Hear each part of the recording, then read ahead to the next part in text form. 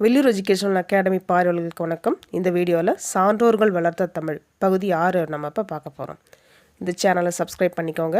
அப்போ தான் நாங்கள் பதிவிடக்கூடிய வீடியோஸ் அடுத்தடுத்து உங்களை வந்து சேரும். This video is sponsored by Mod shopping app. நம்ம முதலாவது பார்க்கக்கூடியது துரைமங்கலம் சிவபிரகாசர் 1603 முதல் 1654 வரை. இவர் பிறந்த ஊர் தொண்டை நாட்டு காஞ்சிபுரம். துரைமங்கலத்தில் அண்ணாமலை ரெட்டியாரால் ஆதரிக்கப்பட்டதால் துரைமங்கலம் சிவபிரகாசர் என பெயர் பெற்றிருக்காரு. இவருடைய சிறப்பு பெயர்கள் என்னன்னு பார்த்தோம்னா கற்பனை களஞ்சியம், கவி சார்ம பௌவர் என்று போற்றப்படுகிறார். வீர சமயத்தைச் சேர்ந்தவர் துரைமங்கலம் சிவபிரகாசர்.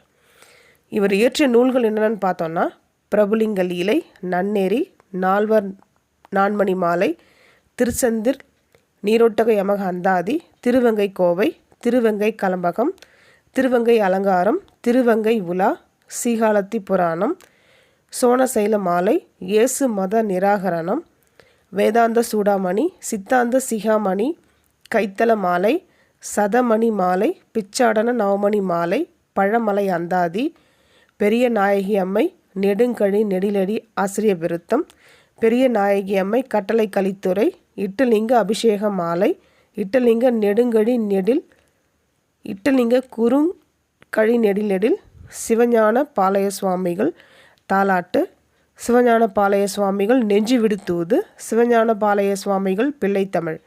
இந்த நூல்கள் எல்லாம் இவர் எழுதியிருக்காரு.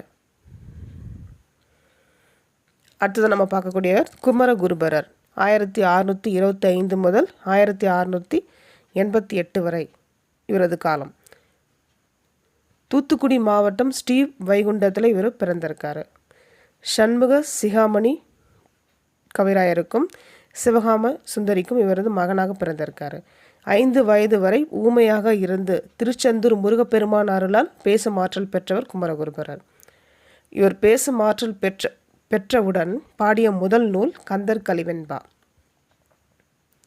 மீனாட்சி அம்மை பிள்ளைத்தமிழ் இவர் பாடிய போது மீனாட்சி அம்மையே குழந்தை வடிவில் வந்து முத்துமாலை அணிவித்ததாக கூறுவர்.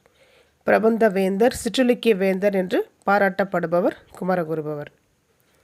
இவர் பாடிய நூல்கள் என்னென்னு பார்த்தோம்னா மீனாட்சி அம்மை குரம், முத்துக்குமாரசாமி பிள்ளைத்தமிழ், மீனாட்சி அம்மை இரட்டைமணி மாலை, மதுரை கலம்பகம், காசி கலம்பகம், கைலை கலம்பகம், திருவாரூர் நான்மணி மாலை, சிதம்பரம் மும்மணி கோவை, சிதம்பர செய்யுட்கோவை, பண்டார மும்மணி கோவை, சிவகாமி அம்மை இரட்டைமணி மாலை, சகலகலாவல்லி மாலை, நீதிநெறி விளக்கம், இதெல்லாம் இவர் எழுதியிருக்க நூல்கள்.